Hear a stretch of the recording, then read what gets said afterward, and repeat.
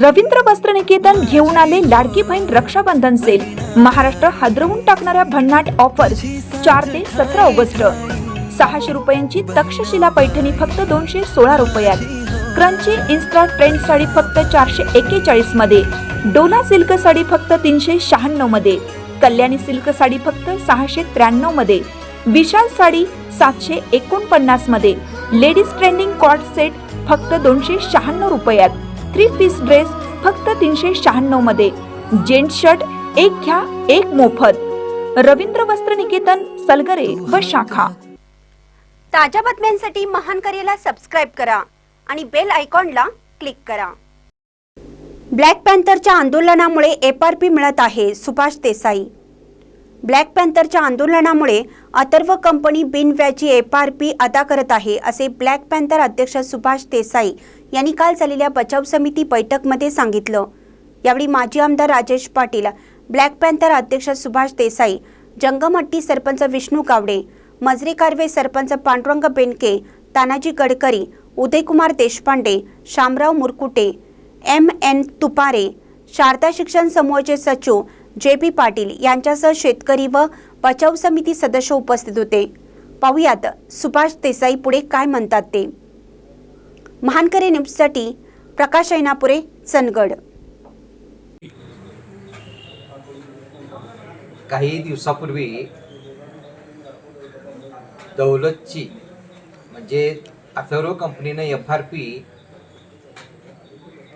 देत असताना व्याजासह देऊ नये अशी काही लोकांनी मागणी केली. आमची व्याजाची मागणी नाही आहे. मुळात हा लढा आम्ही दौलत कृती समिती व ब्लॅक पॅन्थर पक्षाच्या वतीनं जिल्हाधिकारी कोल्हापूर यांच्याकडं ही मागणी केलेली होती. ही जी मागणी आम्ही केलेली आहे ती अथर्वकडं अजिबात आम्ही केलेली नाही आहे. कारण हा कायदा 1966चा सेंट्रल गव्हर्नमेंटचा आहे आणि भारतातील सर्व कारखान्यांना हा कायदा लागू आहे. तो कायदा असा आहे की शेतकऱ्याचा ऊस गाळप झाल्यानंतर 14 दिवसानंतर त्याचं बिल मिळालं पाहिजे. जर 14 दिवसानंतर जर ते बिल पेंडिंग ठेवलं तर ते व्याजासह दिलं पाहिजे, असा हा कायदा आहे. आम्ही कायदेशीर प्रक्रिया मानणारी मंडळी आहोत. आम्ही संविधान मानणारी मंडळी आहोत. दुसरा विषय, काही जण सांगतात की कारखाना ते व्याज मागितल्यामुळं अडचणीत येणार आहे आणि आता त्यांच्याकडे व्याज मागू नये. मुळात आम्ही व्याज त्यांच्याकडे मागितलेलं नाही. पूर्वीच्या संचालक मंडळानं कारखाना व्यवस्थित चालवलेला नाही म्हणून या व्यक्तीकडनं कारखाना घेतलेला आहे. कारखाना करारात घेत असताना त्यामध्ये सगळ्या गोष्टीचा उल्लेख आहे की त्यामध्ये व्याज दिलं पाहिजे, व्याजासह मी ते स्वीकारणार आहे. मग जर आपली परिस्थिती नव्हती तर तो कारखाना घ्यायचा कशाला. मुळात ज्या शेतकऱ्यांना असं वाटतं की त्यांची परिस्थिती नाही, त्यांनी एका गोष्टीकडं लक्ष द्यावं की इथलं त्यांनी जी कारखान्याची FRP देण्याचं जे न देण्याचं जे ढोंग चालवलेलं आहे त्यांनी आमदारकीची निवडणूक लढवलेली आहे. दुसरी गोष्ट, सोलापूरला नवीन साखर कारखाना घेतलेला आहे, लक्षात घ्या. तिसरी गोष्ट, त्यांचे जे उद्योग आहेत ते सगळे पैसे कसे वाचवायचे हा विषय आहे. पहिल्या वेळेला कामगारांना त्यांनी भावनिक केलं आणि कामगारांना सांगितलं मी जर कारखाना जर चालू केला नाही तर परत चालू होणार नाही. म्हणून कामगार भावनिक झालेली त्यांनी जवळजवळ त्यांचा निम्मा पगार त्यांनी माफ केला. त्यांच्या पोराबाळांच्या संसारावर आणि त्यांच्या भावनांच्यावर, त्या कुटुंबावर त्यांनी आघात कोसळून घेतला, लक्षात घ्या. दुसरा विषय की सदर कारखाना चालू झाला पाहिजे म्हणून कायदा असा आहे की 3 करार असल्याशिवाय, 3 टेंडर आल्याशिवाय कारखाना करार करता येत नाही. हे सगळं आम्हाला माहिती होतं. परंतु कारखाना चालला पाहिजे, शेतकऱ्यांच्या उसाला भाव मिळाला पाहिजे, शेतकऱ्याचं गाळप झालं पाहिजे, कामगारांची दिनी झाली पाहिजेत, म्हणून आम्ही गप्प बसलो. तिसरा मुद्दा असा की सदर व्यक्ती प्रत्येक वेळी भावनिकतेनं सगळ्यांना इमोशनल करतोय आणि हा कारखाना लुटण्यासाठी आलेले आहेत.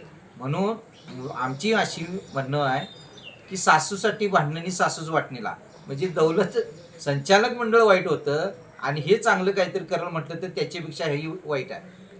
आम्ही जे प्रश्न उपस्थित केले त्याचे उत्तर ते चेअरमन किंवा अथर्वचे प्रमुख देत नाहीत. तिसरीच कोणतरी देतात. त्यांना वाटते की आम्हीच या चंदगड तालुक्याचा, आमच्याशिवाय दुसरं कोण कुणाची आईच बाळण झालेली नाही, आमची एकट्याचीच बाळण झाली आणि मलाच सगळी देशाची काळजी आहे.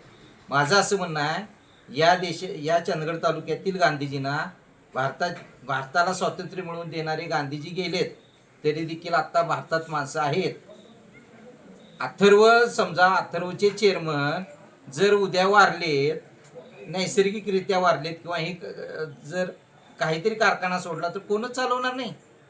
प्रत्येक वेळी बाबासाहेब आंबेडकर म्हणायचे, प्रत्येक पिढी नवीन जग असते आणि त्यामध्ये ही यंत्रणा चालवणारी आहे. आमचं असं म्हणणं आहे की कारखाना चालवायला दिला म्हणजे चुकीच्या पद्धतीने त्यांनी चालवता कामा नये. आम्ही संविधान मानणारी मंडळी आहोत, त्यामुळे कोणतरी कुणाच्या तर भावनेसाठी म्हणत असलं तर आम्ही त्याला चालू देणार नाही. आणि किती जरी कुणी जरी व्याज नको जरी म्हटलं तरी आमच्या लढ्यामुळे ते व्याज आलेलं आहे. आणि आत्ता जे त्यांनी द्यायला चालू जे केलेलं होतं ते फक्त आमची जी दौलत बचाव कृती समिती त्यांचं आहे.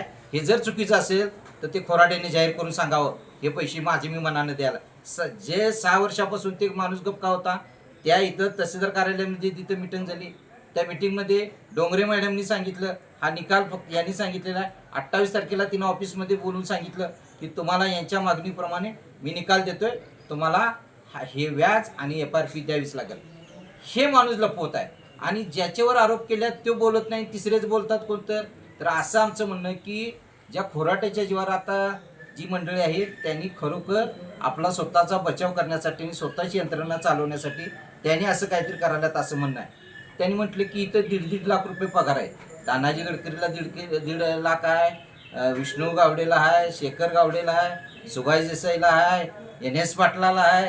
आता NS पाटील रिटायर झालेला म्हातारा माणूस, त्याला 1.5 लाख पगार कोणी ठेवला असं.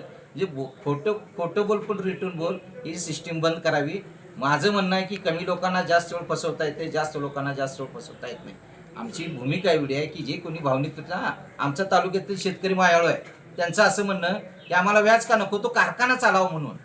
पण एक लक्षात घ्या, तुमच्या स्मशानावर जर हे कारखाना चालणार असेल, आमच्या तालुक्यातील लोकांच्या कष्टावरच्या कष्ट मोडून कोणतं त्याचा बाजार करणार असेल तर ते आम्ही चालू देणार नाही. कारण बाबासाहेब आंबेडकर म्हणायचे, अन्याय करणाऱ्यापेक्षा अन्याय सहन करणारा गुन्हेगार. आणि कायद्याने ही प्रक्रिया चालली पाहिजे शेतकऱ्यांना. आणि दुसरी गोष्ट, आमच्या या निवेदनामध्ये आम्ही एकही वाक्य कुठं आमचं नाही आहे की आम्ही कुठेही म्हटलेलं नाही की शेतकऱ्यांची FRP देऊ नका.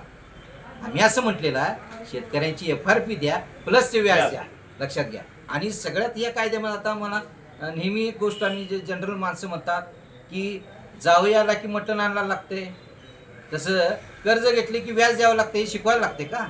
तर ज्याचा त्यानं हा विचार करावा. आणि व्याजासह शेतकऱ्यांच्या ज्याला कुणाला व्याज नको आहे त्यानं त्याच्या घरात नेऊन द्यान द्यावं, नाही तर काय बी द्यावं. तुमच्यासाठी गोरगरिबाच्या तोंडावर हे का मारताय? तर आमची भूमिका असे, कायदेशीर प्रक्रियेने ही FRP मिळाली पाहिजे, ती व्याजाने मिळाली पाहिजे. त्यांना जर कुणाला दान करायचं असेल त्यांनी